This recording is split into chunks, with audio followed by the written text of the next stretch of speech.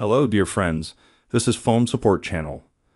Before you start watching this video, please subscribe to the channel and give it a like. And also write your feedback in the comments if this video helps you, or if you have any questions. Thank you. In this video, I want to show and tell you how to clear cache in Telegram app.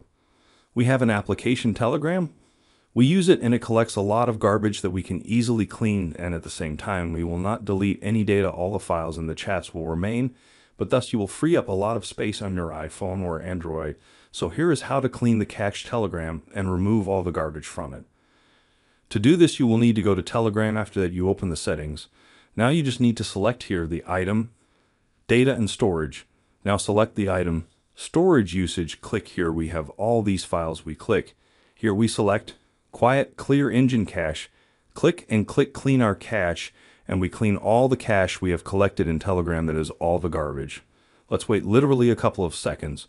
We have everything is cleared, and I just literally in a couple of seconds cleared about 8 gigabytes on my iPhone. As you can see, it's a very quick and easy way to do it. Done. There's nothing complicated about it. If you like this video, give it a like and subscribe to the channel.